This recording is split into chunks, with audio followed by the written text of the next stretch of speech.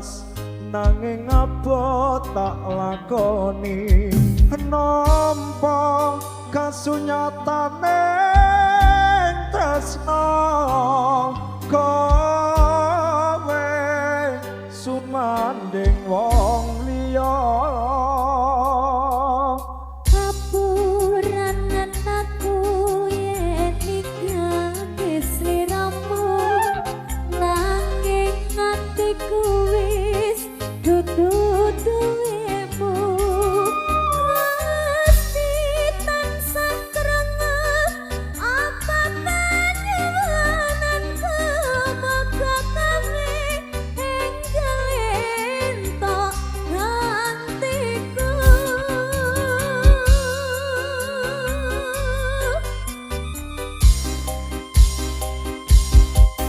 ati durung lila kowe nyanding wong liya apa iki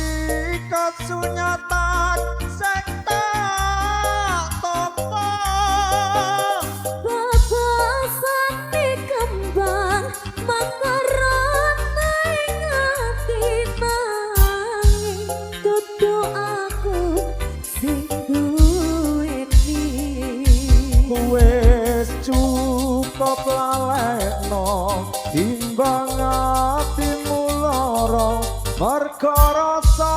tresno ra bisa dipaksa hatiku percaya yen kowe mesti bisa nglilakake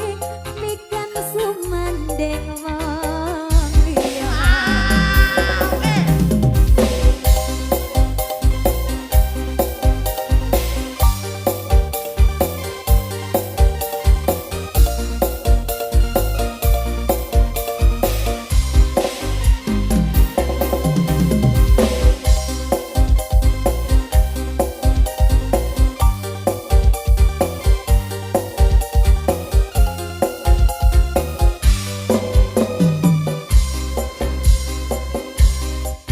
ora gampang nopo eng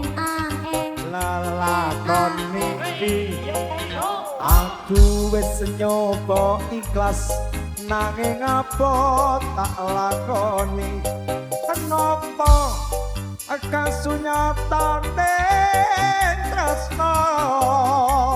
kowe sumanding wong liya apuranan aku yen ninggalke sliramu nanging atiku wis dudu duwemu Gusti tansah krungu apa panjenengan semoga kami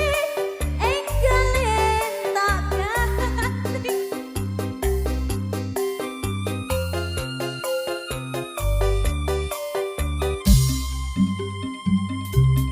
ati durung lila kowe nyanding wong liya apa iki kasunyatan sing tak tampa babasane kembang makaron ing ati nanging dudu aku sing duweni wis cukup lalekno timbang atimu lara merga rasa tresno ra bisa dipaksa atiku percaya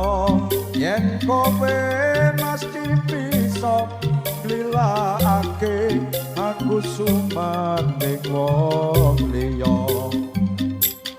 aku lan kowe kapisahake tresno